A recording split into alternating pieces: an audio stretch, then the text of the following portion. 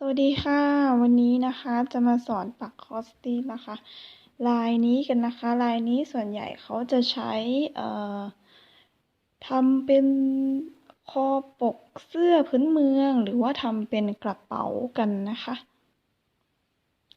ก่อนอื่นเลยเราจะมาดูนะคะขนาดผ้าของเรานะคะขนาดผ้าของเราจะวัดผ้าก่อนขนาดผ้าของเราความกว้างนะคะความกว้างจะประมาณ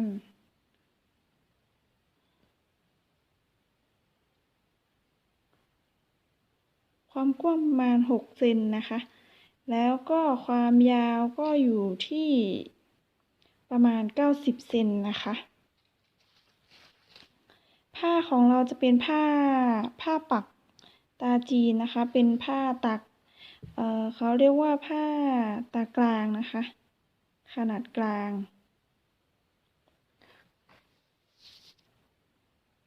ส่วนได้นะคะได้เราก็จะใช้ไ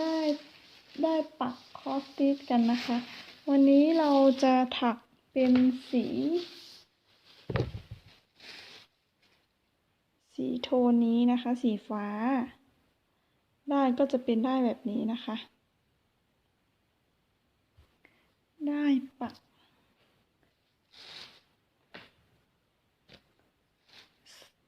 ก่อนอื่นเลยจะมาสอนการปักเริ่มต้นปักก่อนนะคะการปักนะคะเราก็จะเว้นช่องตรงนี้นะคะกับฝั่งนี้เว้นประมาณ6 ถึง 7 ช่องนะคะเราจะเริ่มปักจา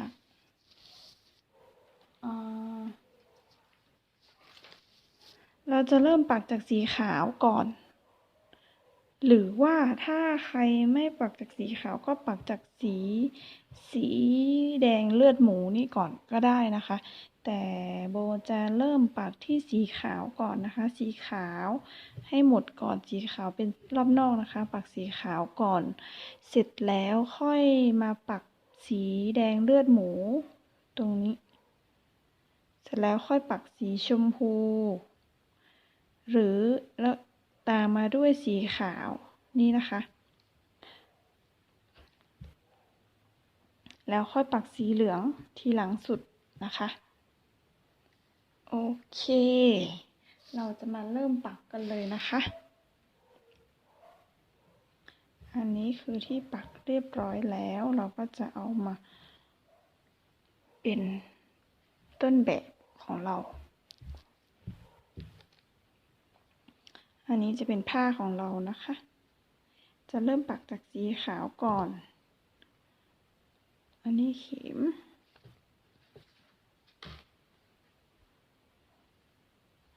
การปักนะคะแล้วแต่ว่าเราจะปักด้านนี้ถ้าถนัดด้านนี้ก็ปักด้านนี้หรือว่าถ้าถนัดด้านนี้ก็ปักด้านนี้นะคะแต่ส่วนใหญ่แล้วโบจะปักด้านนี้นะคะเพราะว่าถนัดด้านนี้แต่ในคลิปนี้จะปักด้านนี้ให้ดูนะคะ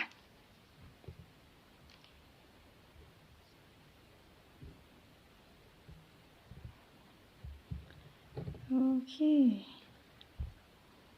เราจะมานับดูนะคะอันนี้จะเว้นช่องนะคะจะเว้นช่องนี้ฝั่งนี้นะคะความยาวของมันจะเหลือเยอะอยู่แล้วเราเว้นเท่าไหร่ก็ได้นะคะแต่ว่าตรงนี้ต้องนับให้เท่ากันนะคะฝั่งนี้กับฝั่งนี้อันนี้จะเว้นประมาณ1 2 3 4 5 6 7เว้นประมาณ7 ช่องนะคะเราจะปักไปอย่างนี้นะคะไปอย่างนี้แล้วก็ค่อยเลี้ยวซ้ายอย่างนี้นะคะโอเคเรามาปักกันเลยเนาะ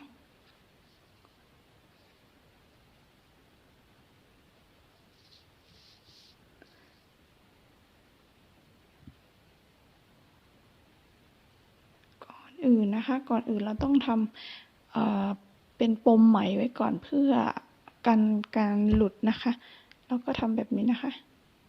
แล้วก็ม้วนแบบนี้แล้วเราก็ ทำแบบนี้ง่ายๆนะคะแล้วก็ดึงมันก็จะได้เป็นปมแบบนี้นะคะปมเล็กๆ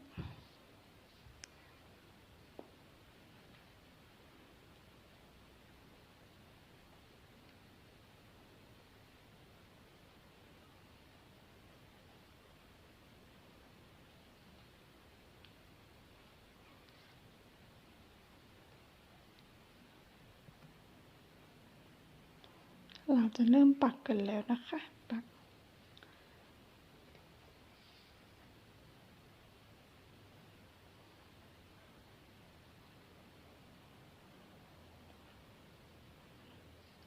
ต้องเว้น1 ช่องไว้นะคะ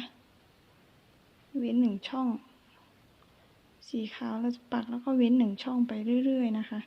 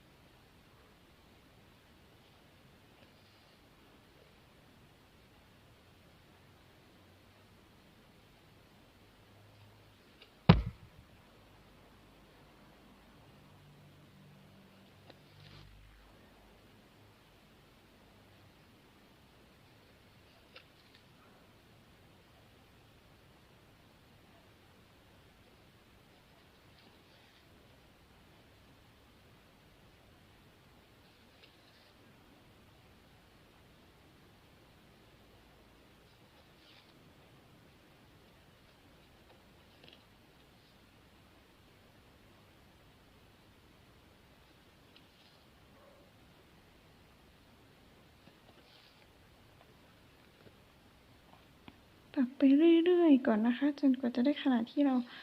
ต้องการนะคะ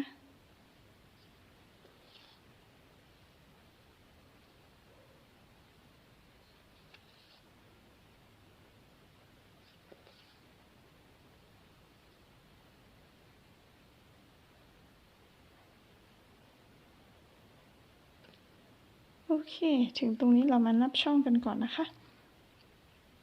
ของเราจะนับแต่ช่องสีขาวนะคะ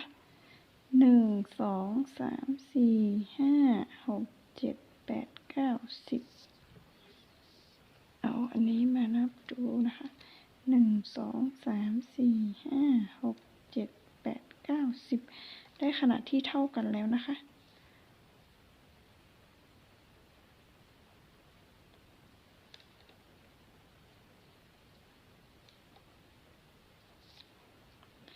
โอเคถ้าได้ขนาดที่เราต้องการแล้วเราก็จะตรงนี้เราก็จะเว้น1 ช่องเหมือนกันนะคะเว้น1 ช่องเว้น1 ช่องตรงนี้แล้วเราก็ข้ามไปช่องนี้เลยนะคะแบบนี้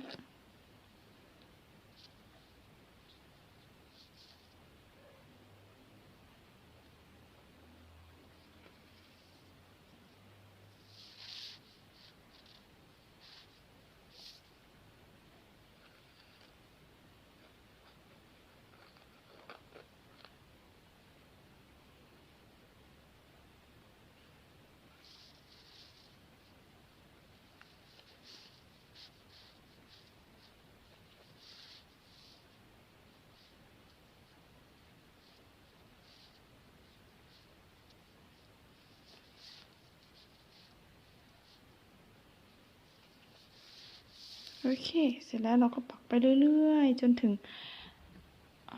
ไปข้างหลังนี้นะคะเราก็จะปักแบบนี้ไปเรื่อยๆปักเว้น1 ช่องไปเรื่อยๆจนสุดปลายนี้นะคะ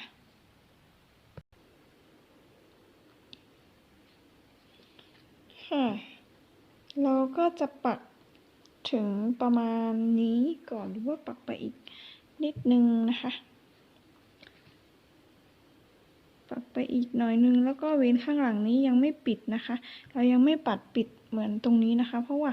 เรายังไม่แน่ใจว่า30 ดอกปัก30 ดอกแล้วมันจะถึงตรงไหนนะคะ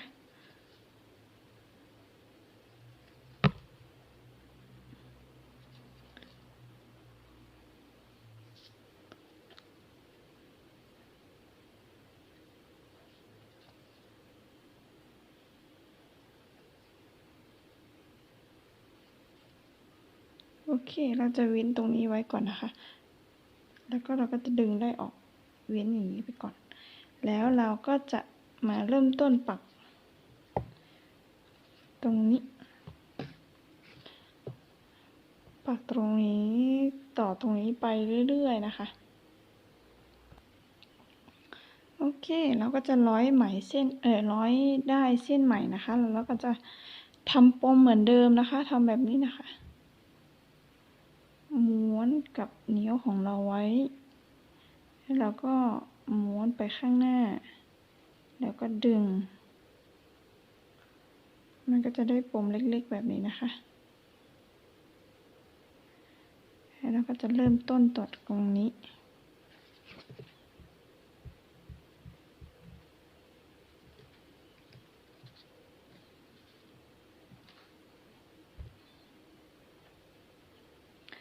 ต่อตรงนี้ไปเลยนะคะเว้น1 ช่องเหมือนเดิมนะคะเว้น1 ช่องเสร็จแล้วเราก็ปัก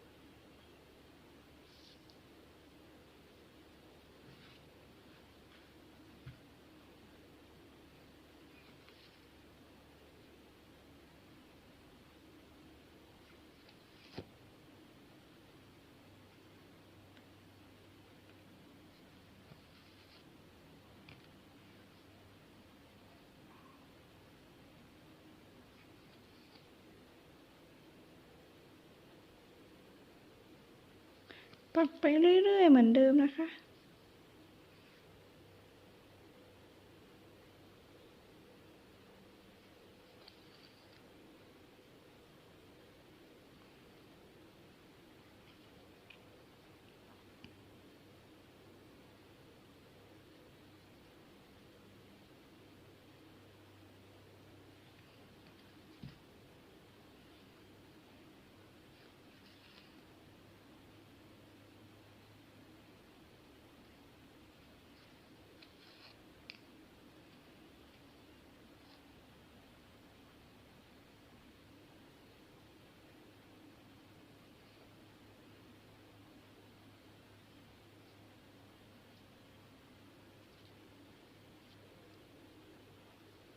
ปักแบบนี้นะคะ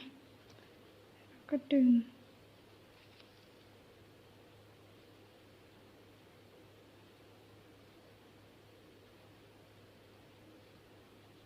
แบบนี้แล้วเราก็ดึง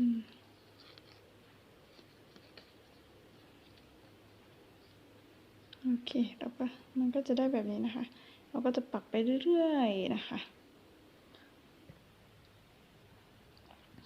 โอเค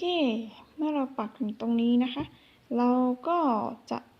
ปักแค่นี้ไปก่อนแล้วเราก็จะมัดปมไว้เพราะว่าเราไม่แน่ใจว่า30 ดอกมันถึงตรงไหนแล้วเราต้องปิดตรงไหนนะคะเราก็อันนี้คือด้านที่ถูกนะคะเราก็กลับด้านมาด้านนี้แล้วเราก็มัดปมไว้ก่อนนะคะเราก็ทำแบบนี้นะคะแล้วก็แทงเข็มไปแบบนี้เส้นนี้ก่อนแล้วเราก็เอาเส้นนี้นะคะม้วนตามเข็มไว้สัก2-3 รอบแล้วเราก็ดึงเข็มมันก็จะได้ปมแบบนี้นะคะ เสร็จแล้วเราก็เก็บใหม่ เก็บเส้นได้นี้ก่อน เก็บให้มันสวยๆหน่อยเราก็จะเก็บแบบนี้โอเคตัดเส้นได้เลย จากนั้นเราก็จะไปเริ่มต้นปักฝั่งนี้ต่อแล้วต่อไปเราก็จะเริ่มต้นสีอันนี้เราจะเปลี่ยนเป็นสีฟ้าโทนสีฟ้านะคะเราก็จะเริ่มต้นสีอันนี้เราจะเป็นสีน้ำเงินนี้ก่อนแล้วเดี๋ยวเราก็จะเอาสีฟ้านี้ปักข้างในนะคะเริ่มต้นสีนั้นแล้วแต่ว่าชอบสีอะไรหรือว่าอยากปักสีอะไรนะคะแต่ต้องเทียบสีกันดีๆเพราะว่าเดี๋ยวออกมาแล้วจะไม่สวยต้องใช้สีแบบแจ่มๆหน่อยกับสีมืดๆมันจะตัดกันนะคะนี่จะใช้สีน้ำเงินก่อนแล้วจะใช้สีฟ้าอ่อนปักข้างในมันก็จะตัดกันพอดีนะคะเหมือนเดิมเราเริ่มต้นใหม่เราก็ทำปุ่ม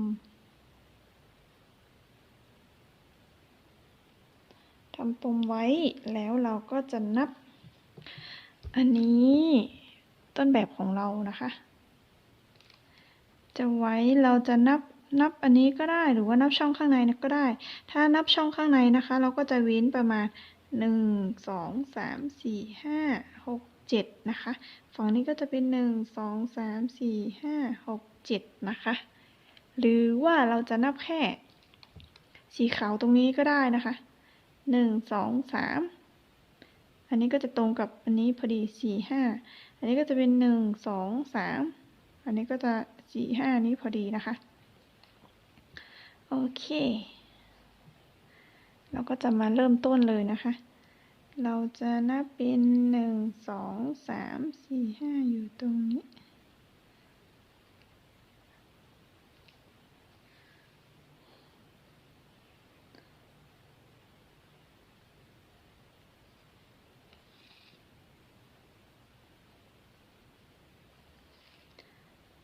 อันนี้นะคะการปักนะคะเราก็จะดูนี้ไปเลยอันนี้จะปักแค่1 2 3ไปฝั่งนี้แล้วก็ไปซ้าย1 2 3ไปขึ้นข้างบน1 2 3ปัก3เข็มไปเรื่อยๆนะคะอันนี้ก็จะเป็น1 มุม 2 มุม 3 มุม 4 มุมมันก็จะเป็นแบบนี้นะคะโอเคเรานับดูก่อน1 2 3 4 5 6 7นะคะเราต้องเว้นช่องตรงนี้ด้วยนะคะ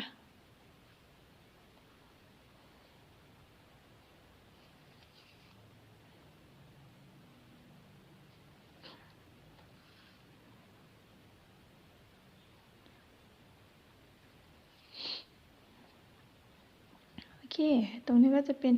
1 2 3 4 5 6 7เหมือนกันนะคะด้านนี้7ด้านนี้ก็ต้อง7นะคะแล้วเราก็จะปักไปทางซ้ายไปเลย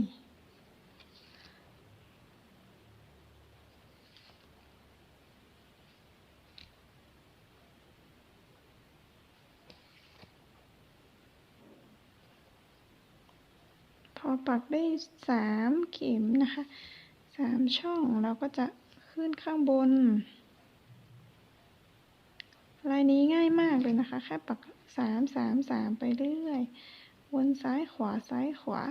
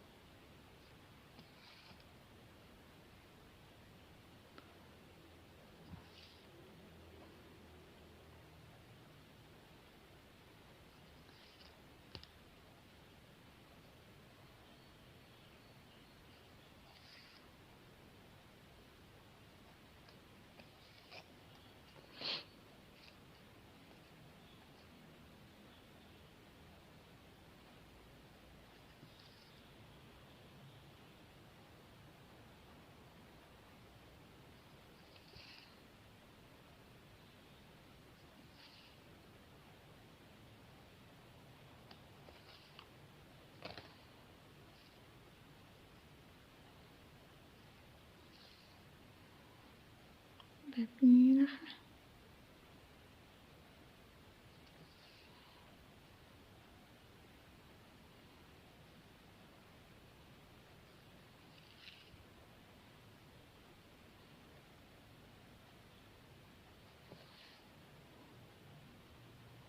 โอเคพอถึงข้างบนนี้พอปักถึงข้างบนนี้ต้องมี1 ช่องเว้นไว้นะคะแล้วเราก็ไปทางซ้ายต่อ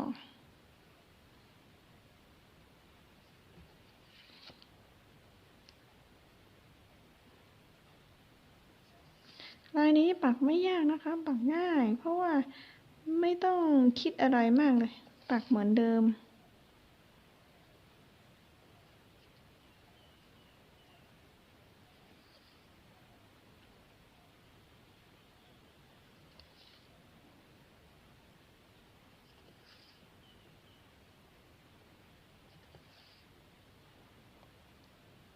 พอได้3 เข็มตรงนี้อย่างนี้ใช่ไหมคะเราก็จะไปทางซ้ายปักไปทางซ้ายการปักนะคะเราอย่าดึงได้แน่นเกินมันก็จะไม่สวยแต่ถ้าไม่ดึงเลยมันก็จะไม่สวยนะคะดึงได้ให้พอดีนะคะ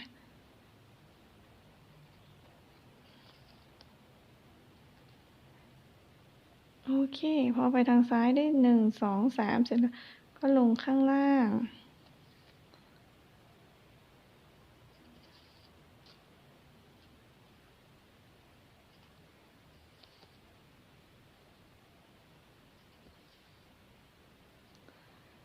3นะคะแล้วก็ไปทางซ้ายอีก3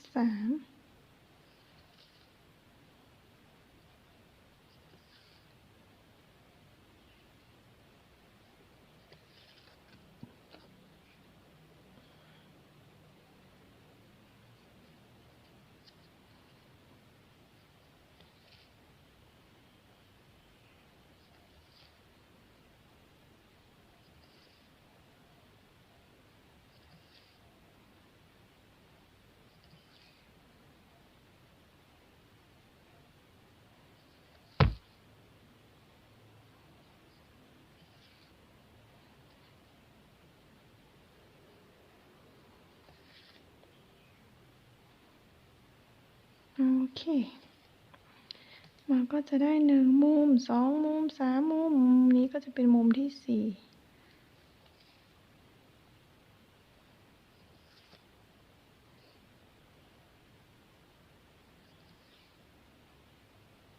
4มันก็จะได้แบบนี้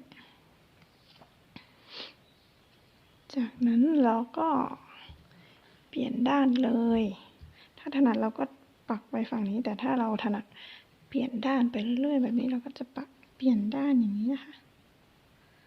หรือว่าเราจะเปลี่ยนแบบนี้เลยก็ได้แล้วแต่ว่าเราจะถนัดแบบไหนนะคะ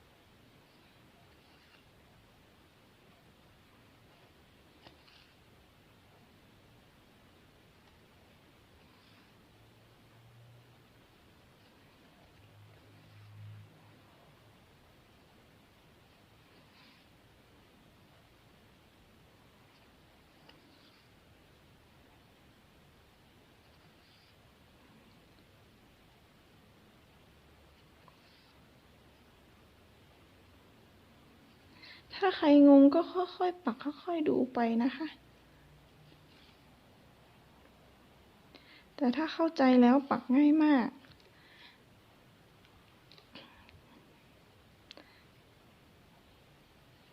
ปัก3 เข็ม3 เข็มไปเรื่อยๆขึ้นลงซ้ายขวา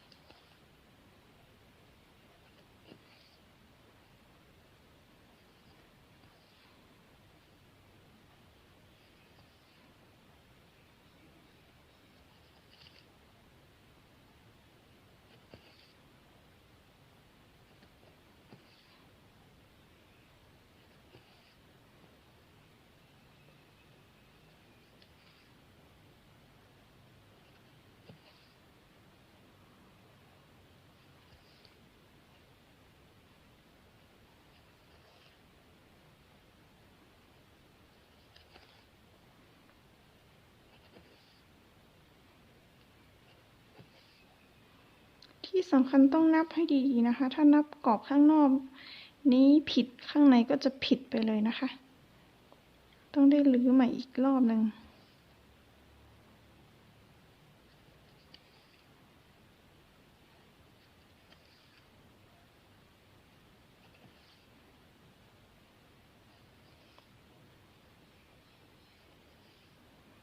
โอเค เสร็จแล้วเราก็จะมาปิดตรงนี้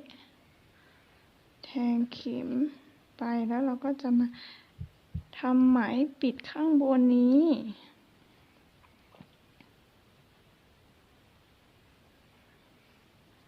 แทงแบบนี้นะคะเราก็จะม้วนไหมม้วนได้1 2ประมาณ2 รอบหรือ3 รอบนะคะเสร็จแล้วเราก็จะเก็บเส้นได้ความสวยงามนะคะมันก็จะได้แบบนี้แล้วเราก็ตัด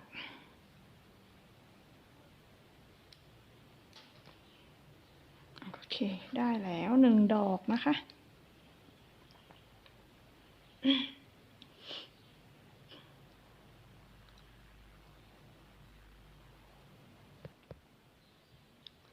ต่อไปดอกที่2เราก็จะเริ่มปักจากตรงนี้เลยเราไม่ต้องเสียเวลานับแล้วนะคะ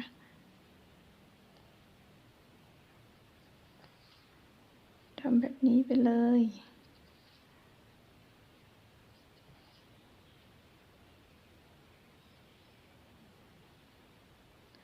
ค่อยๆปักกันไปนะคะ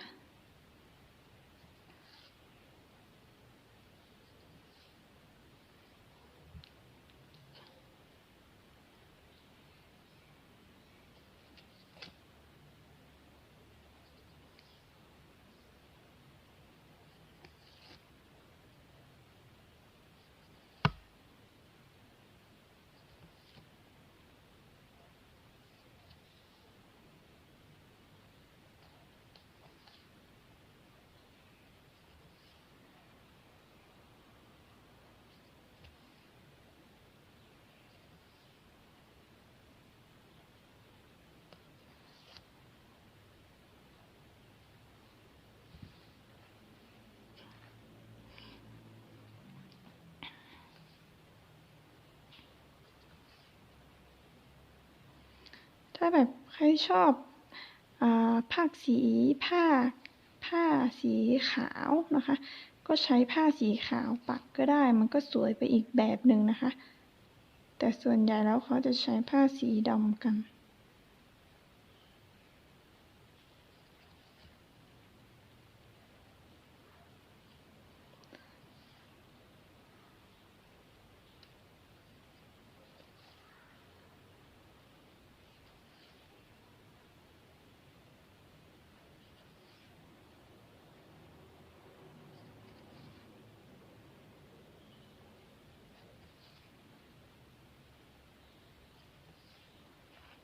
แบบนี้นะคะเราก็จะปักไปเรื่อยๆ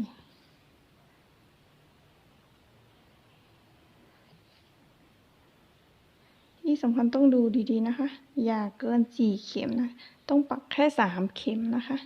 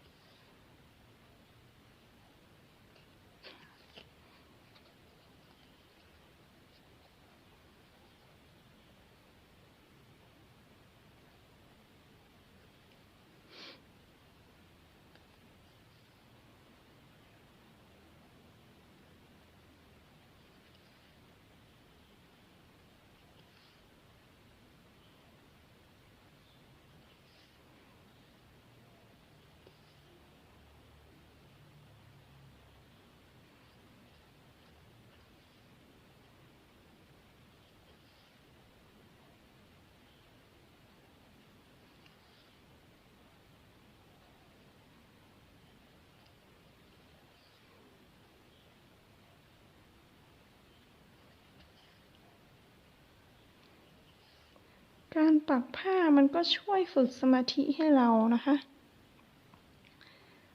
ฝึกสมาธิฝึกให้เรามีสติค่อยๆปักให้ถูกต้องถ้าเผลอปุ๊บนะคะปักผิดเลยนะคะ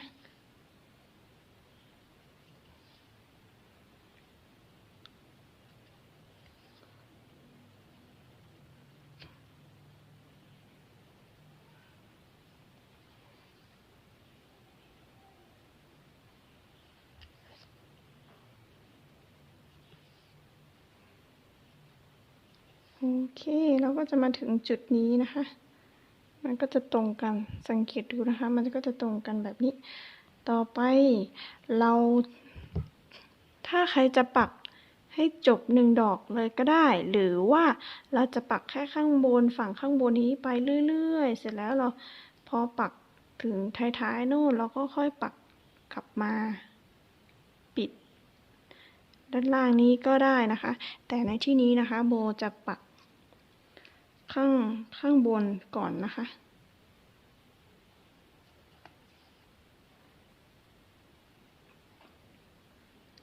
เพราะว่า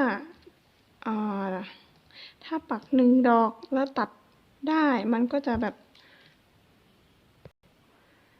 เหมือนกับว่ามันเสียเวลาในการตัดได้นะคะ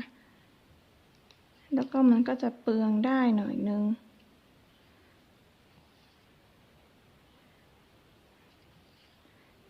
ถ้าเราปักถึงตรงนี้เราสามารถข้ามมาปักเริ่มดอกใหม่ได้เลยนะคะเดี๋ยวถ้าปักครบ30ดอกเราก็ค่อยมาจบข้างล่างนี้กันนะคะ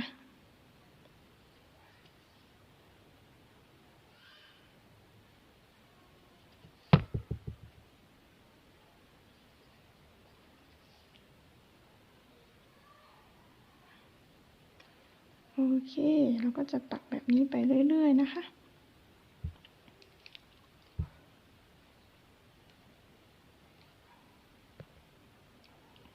โอเคถ้าปักพอเราปักสีน้ำเงินนี้ไปเรื่อยๆเราปักข้างบนนี้เสร็จแล้วเราก็มาปิดข้างล่างจนครบทุกดอกนะคะอันนี้คือครบทุกดอกแล้วได้30ดอกนะคะอันนี้เขาจะเรียกว่าเส้น30ดอกนะคะเสร็จแล้วข้างหลังนี้ถ้าครบ30ดอกเราก็จะมาปักสีขาวข้างบนนี้ปิดมันก็จะเป็นแบบนี้นะคะปลายปิดกันหมดเลยนะคะ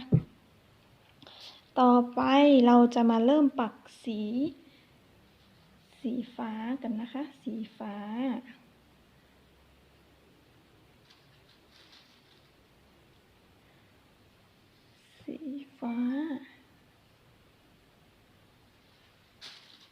สีฟ้าก็จะไปแทนสีชมพูอ่อนนี้นะคะ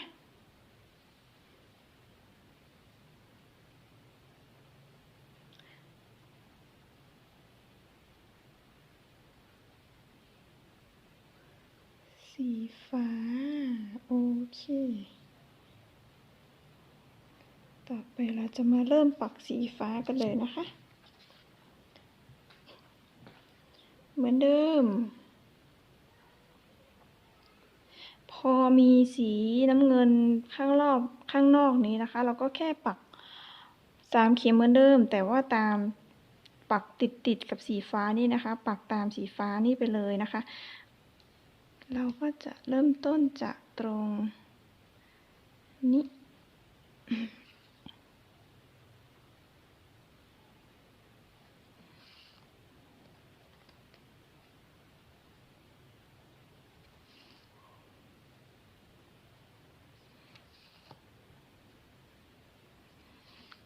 เหมือนเดิมนะคะ3เข็ม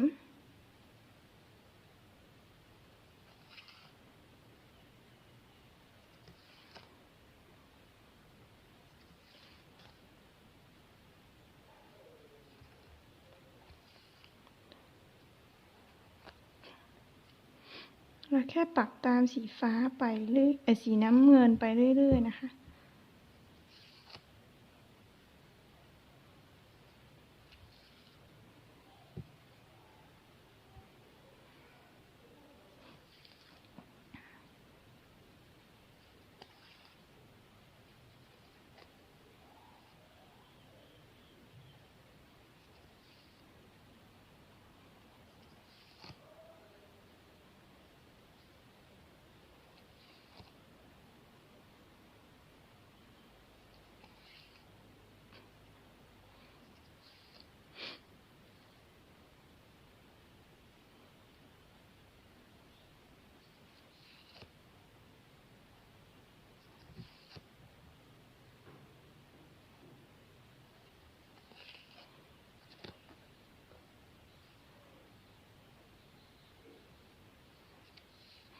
ถึงตรงนี้เราก็จะข้ามไปปักเข็มข้างบนนี้ก่อนนะคะ เราจะได้แบบไม่ต้องข้ามไปไกลนะคะ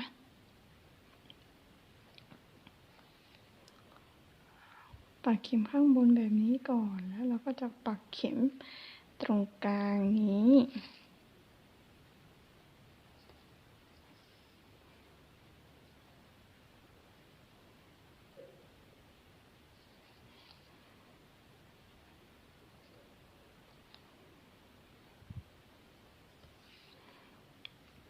โอเคเราก็จะปักแบบนี้นะคะ ตามสีน้ำเงินไปเรื่อยๆนะคะ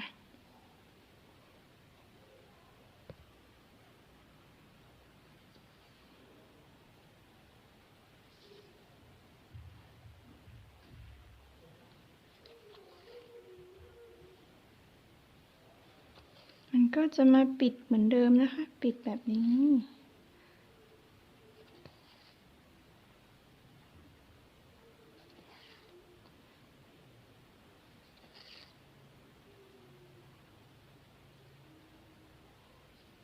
โอเคมันก็จะมาจบตรงนี้ มันก็จะได้แบบนี้นะคะ เห็นชัดๆกันแล้วนะคะ แบบนี้เสร็จแล้วเราก็จะมัดได้เหมือนเดิมทำปมไว้ แล้วก็เก็บได้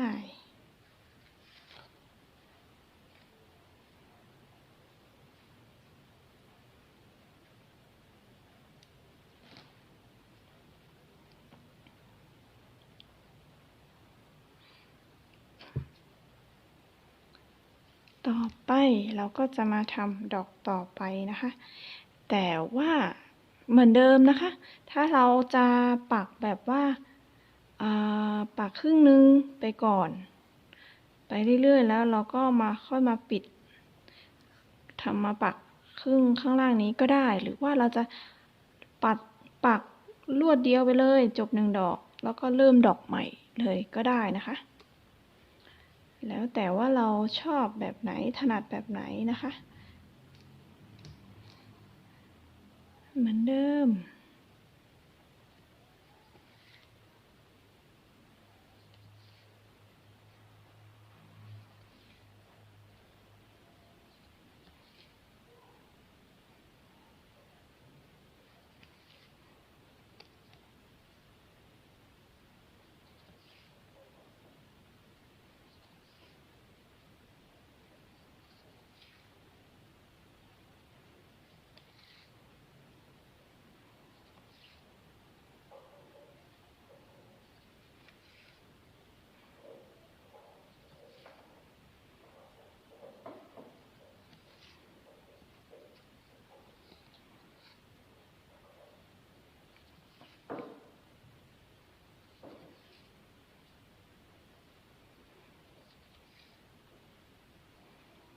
ปักง่ายๆนะคะไม่ยาก